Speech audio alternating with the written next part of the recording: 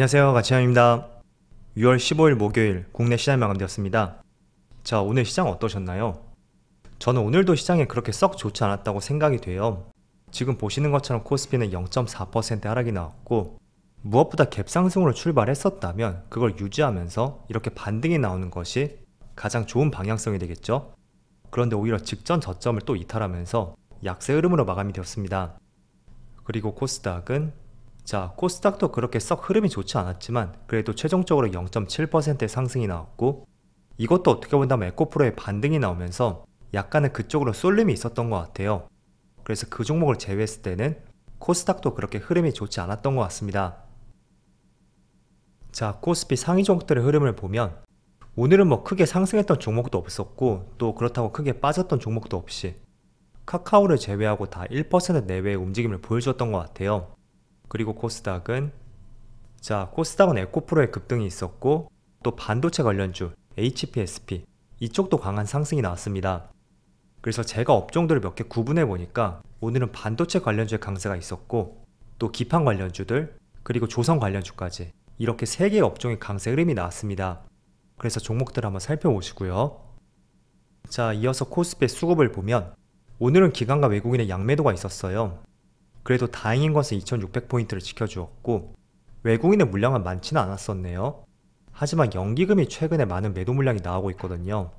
그래서 연기금의 추이를 한번 살펴봐야 될 것 같고, 또 코스닥도 뭐 마찬가지로 기관의 매도세가 있었지만 외국인의 큰 움직임은 없었습니다. 그리고 삼성전자, 오늘은 외국인의 순매수가 있었고 기관은 소폭 순매도가 나왔었네요. 또 SK하이닉스도 마찬가지로 외국인의 큰 반응은 없었고요. 오늘은 기관만 소폭의 순매수가 있었습니다. 그리고 에코프로는 또 하루 만에 6% 이상의 강한 상승이 나왔어요. 오늘은 기관만 순매도가 있었고 외국인하고 개인 쪽에서는 매수세가 이어졌었네요. 반대로 에코프로 BM은 오늘도 기관과 외국인의 양매도가 있었습니다. 자, 이어서 주체별 매매 동향에 대해서 살펴보도록 하겠습니다. 6월 15일 외국인이 가장 많이 매수한 종목은 삼성전자, 네이버, 심텍, 한미반도체, 삼성 SDI 이렇게 각각 매수를 했고, 오늘 전체적인 금액을 보면 외국인이 오늘 하루는 쉬어갔던 것 같아요. 규모가 그렇게 많지 않죠. 그리고 기관을 보면 기관은 LG이노텍, 하이브, 대덕전자, 루트로닉, 현대글로비스 이렇게 각각 순매수를 했었네요. 자, 이어서 해외 증시를 볼게요. 전날 나스닥 지수를 보면 오늘도 정말 조정 없이 상승 흐름이 이어졌습니다. 나스닥이 0.4%의 상승이 나왔고, 확실히 이런 시장 흐름을 보면 나스닥이 올라갈 때 탄력도 더 센 것 같고, 또 하락할 때도 굉장히 낙폭이 크게 나오는 것 같아요. 어쨌든 유동성이 가장 많은 시장인 만큼 상승장일 때도 국내 시장보다도 더 큰 탄력을 받고 있는 것 같고, 또 S&P500은 종가상으로 보합으로 마무리되었죠. 그리고 다우지수는 0.7% 하락이 있었고, 어제 반도체 지수가 다시 한번 52주 신고가를 경신했어요. 엔비디아의 주가의 급등이 다시 나왔고, 그게 반도체 지수의 상승을 견인했습니다. 자, 그거에 비한다면 국내 시장의 흐름이 다소 아쉬움이 많은 것 같아요. 어쨌든 어제 미국 시장도 견조했었고, 또 반도체 지수의 급등이 나온 만큼 삼성전자나 SK하이닉스도 충분히 기대를 해볼 수가 있었거든요. 그런데 오늘 두 종목은 조금은 쉬어가고 있다면 반대로 장비 기업이라든지 시가총액이 다소 낮은 기업들, 그런 기업들 위주로 상승 흐름이 나오고 있습니다. 한미반도체가 가장 강한 것 같죠? 자, 한미반도체도 어떻게 본다면 AI 반도체 수혜주라고 볼 수 있어요. 왜냐하면 어제 설명드렸었던 고대역폭 메모리 엔비디아에서 SK하이닉스에게 샘플 요청을 했다고 말씀을 드렸잖아요. 그런데 그걸 생산할 수 있는 장비를 만드는 곳이 바로 한미반도체입니다. 그래서 AI 반도체 효과를 오늘은 오히려 한미반도체가 가져가고 있다고 생각이 되고요. 또 추가적으로 아시아 증시를 보면 니케이는 오늘도 상승이 나오고 있죠. 그리고 대만도 소폭의 상승이 나오고 있고, 중국은 보합이네요. 자, 그래서 오늘 코스피 코스닥 흐름을 보면 오전장에는 그래도 갭상승으로 출발했었지만 전체적인 흐름이 어제하고 비슷하게 계속 이어지는 것 같습니다. 그래서 며칠 동안은 국내 시장이 글로벌 시장에 비해서 다소 힘에 부치는 모습이 나오고 있어요. 하지만 만약에 글로벌 시장 흐름이 계속 상승을 이어간다면 국내 시장도 조정 기간이 짧을 것이고요. 아니면 글로벌 시장이 조정 구간에 들어선다면 오히려 국내 시장은 먼저 한 대 맞았던 만큼 그 충격이 약할 수도 있다. 이렇게 지금은 조금은 긍정적으로 생각해보는 것이 가장 합리적인 시점일 것 같습니다. 자, 그리고 어제 제가 한 가지 착각했던 것이 있는데 15일날 FOMC라고 말씀을 드렸었거든요. 그런데 저는 이게 국내 시각 기준인 줄 알았어요. 그래서 실제로 금리에 대한 여부는 내일 새벽에 나오지 않을까 라고 생각을 했었는데 오늘 자고 일어나니까 금리가 동결되었다는 기사가 있었습니다. 그래서 지금까지 10회 연속으로 금리를 인상했고 처음으로 동결했어요. 하지만 파월 의장의 발언이라든지 또 점도표로 봤을 때는 연내 추가 인상이 한두 번 정도 더 이루어질 것으로 전망이 되더라고요. 물론 정말로 될진 모르겠습니다. 왜냐하면 소비자 물가지수가 지금 4%가 나왔고 이게 3%대로 진입을 한다면 굳이 금리를 또 올릴 필요가 있을까? 저는 이런 생각이 들거든요. 그래서 물가 상승의 추이를 더 지켜봐야 되겠지만 어쨌든 연준은 매파적인 발언을 했었고 아마도 기대 인플레이션을 자극시키지 않기 위한 행동인 것 같아요.